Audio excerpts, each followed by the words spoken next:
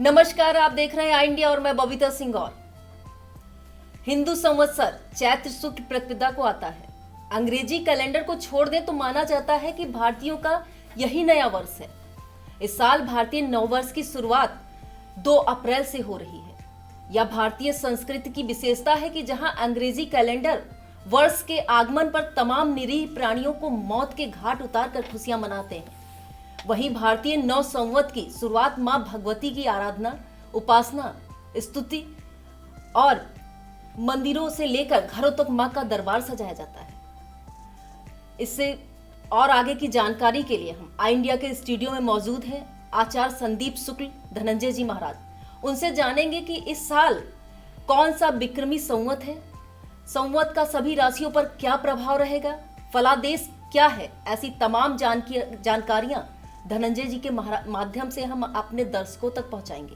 आइए मिलते हैं अपने खास मेहमान आचार्य संदीप शुक्ल धनंजय जी महाराज से। आचार्य जी राधे राधे। राधे राधे। आचार्य जी, हम पहले तो आपसे ये जानना चाहेंगे कि इस संवत्सर की शुरुआत कब और कैसे हुई।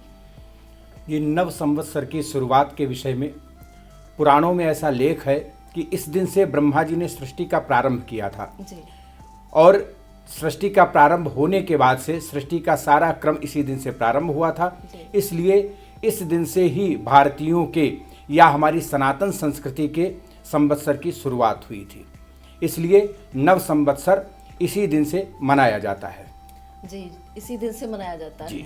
जी।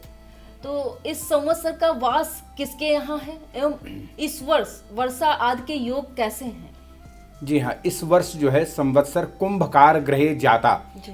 कुम्हार के घर में संवत्सर का वास होने के कारण इस बार गर्मी का प्रकोप विशेष रहने के योग हैं। जैसा कि हम आपको प्रतीत भी हो रहा, होली के समय में ऐसी जो है गर्मी कभी नहीं होती थी जैसी इस बार देखने को मिल रही है। तो यह जो है उसी गर्मी का प्रकोप प्रदर्शित कर रहा है जो कि कुम्हार के घर में संवत्सर होने के कारण होती है। दूसरी बात आपने जो पूछी है वर्षा के योग के विषय में, वर्षा बहुत उत्तम होने के योग नहीं है। कहीं तो कम वर्षा होने के योग बन रहे हैं और कहीं पर जल प्लावन अर्थात बाढ़ जैसी विभीषिका होने के भी योग बन रहे हैं। तो अगर कुल मिलाकर के देखा जाए तो बहुत अच्छा वर्षा का योग नहीं मिल रहा है। जी। अच्छा आचार्य जी, ये बताइए कि इस वर्ष 7.5 ढैया शनि का प्रकोप किन राशियों पर रहेगा? जी हाँ, इस वर्ष शनि मकर राशि में वर्ष पर्यंत संचरण करेगा, जिसमें धनु राशि वालों के लिए उतरती 7.5, मकर राशि वालों के लिए मध्य की अर्थात पेट आदि पर जो है 7.5 का प्रकोप बना रहेगा, जिसमें पेट दर्द, सीने आदि से संबंधित रोग आदि के होने की संभावना बनी रहेगी।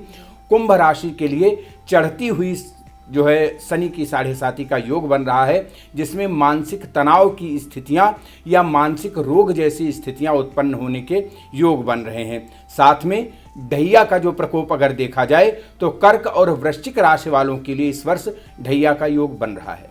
जी, ये आपसे एक प्रश्न जानना चाहेंगे, मेरे मन की बात है कि ये ढैया क्या होता है? शनि, ढैया शनि। देखिए ऐसा होता है, शनि जब 7.5 वर्ष के लिए किसी राशि पर संचरण करता है तब वो 7.5 कहलाता है, और जब 2.5 वर्ष के लिए जो है राशि पर संचरण करता है तो वो ढैया कहलाता है। और इसकी जो है 3 चरण इसके होते हैं, जिसमें चढ़ती 7.5 या ढैया, उतरती 7.5 या ढैया और मध्य की जो है 7.5 या ढैया। तो जो चढ़ती होती है वो सिर आदि से मानी जाती है, मध्य की जो होती है वो जो है कंधों से कमर पर्यंत मानी जाती है, और जो उतरती 7.5 है वो कमर से लेकर के पैरों में मानी जाती है। उतरती 7.5 में ऐसा भी माना जाता है कि व्यर्थ की भागदौड़ व्यक्ति को करना पड़ता है।